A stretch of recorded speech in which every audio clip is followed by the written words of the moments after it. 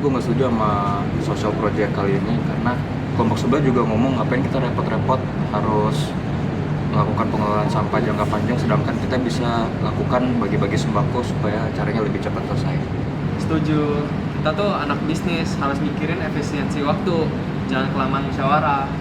Bener sih, cuma gue kemarin lihat di X kalau misalnya social project yang cuma bagi-bagi sembako gitu tuh nggak sustainable.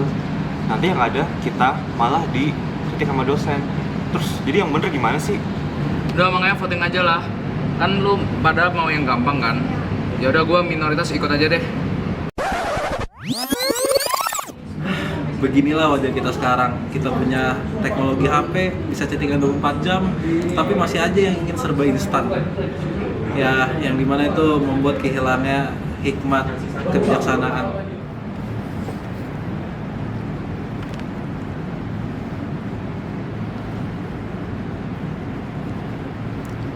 Sila keempat itu bukan hanya sekedar simbol kepala benteng atau rules pemilu saja, tetapi bagaimana para perumus sudah merumuskan sila keempat dalam sila BPUPKI, yang dimana untuk mengurangi tirani musyawarah yang buta.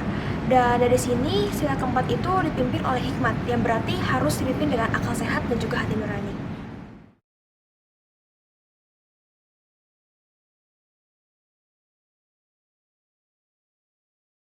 Oke guys, perhatiin bentar ya.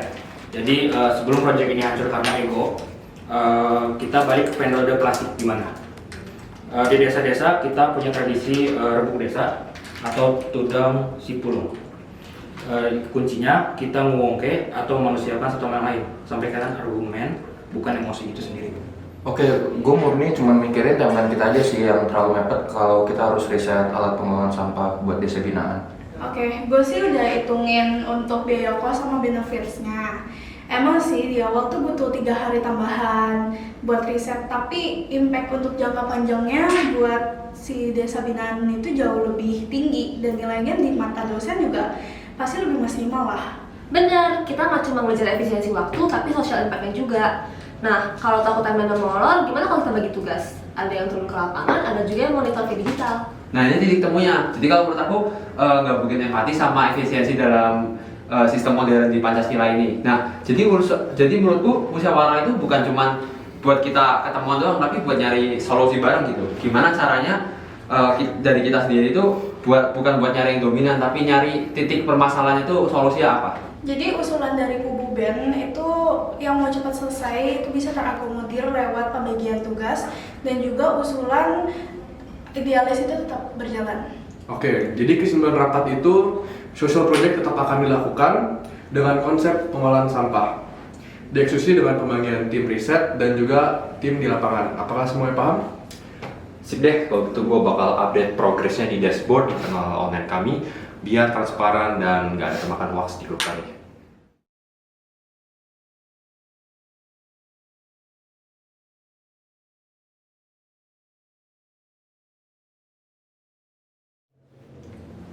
Nah, jadi waktu gue jadi liaison officer di suatu event, gue tuh mempelajari suatu hal yang sangat penting. Dimana kalau kita tuh kok nggak bisa yang namanya miskomunikasi. Kenapa? Kalau kita miskomunikasi, bisa aja acara itu jadi hancur. Karena kita kan perbedaan komunikasi, perbedaan pendapat, ntar nggak satu arah. Nah, gue pengen nanya nih, menurut lu kan, musyawarah itu sepenting apa sih? Kalau menurut gue sendiri, sebenarnya kalau kita cocokin ke idealisme Pancasila, biasanya kalau bentuknya voting gitu, itu yang ngebuat kalau misalnya kalah dia merasa punya dendam, dan kalau yang menang secara dalam voting itu dia itu malah merasa di atas awan gitu. Jadi kalau menurutku sesuai kalau misalnya dengan kita bahas rebuk desa itu sendiri, menurutku sendiri itu ngebuat bukan berarti malah perburuk masalah, tapi itu buat nyelesain masalah yang ada biar gak jadi pecah gitu. Gitu. Kalau menurut Marsha sendiri gimana? Menurut aku sih benar banget, karena dari literatur udah kita bedah, esensi nilai keempat itu untuk meredam ego. Jadi mufakat yang kita lakukan itu bukan hanya sekadar teori semata ya, tapi juga bagaimana itu menjadi praktik nyata dari akar demokrasi kita. Oke, baik, bagus lah.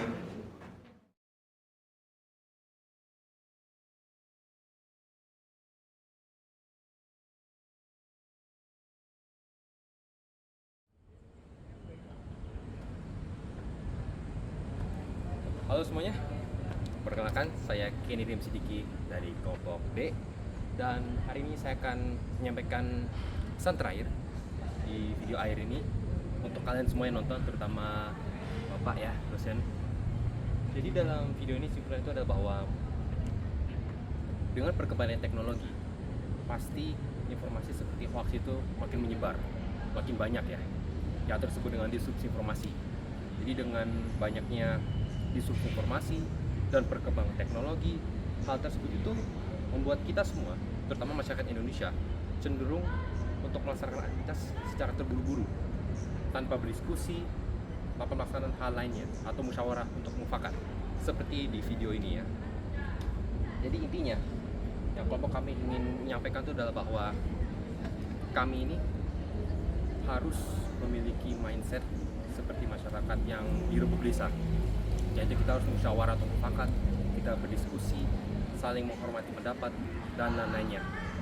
Kalau bisa, dari sekarang, kita sebagai rakyat atau masyarakat Indonesia harus mulai menerapkan atau menanamkan prinsip rembuk desa ini saat kita melaksanakan aktivitas di kelas, saat kita berorganisasi, atau di masa depan kita saat kita bekerja. Who knows? Mungkin saja mindset ini tuh bisa membantu kalian untuk ya mencapai kesuksesan di masa depannya.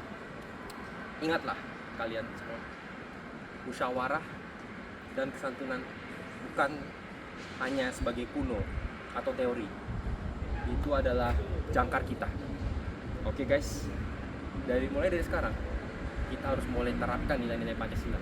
Tidak hanya sila keempat, tapi sila 1, 2, 3 sampai akhirnya semua. Karena kita sebagai rakyat Indonesia, jangan sampai kita melupakan hal tersebut hanya karena perkembangan teknologi dan lain-lainnya. Pancasila dari kita untuk Indonesia.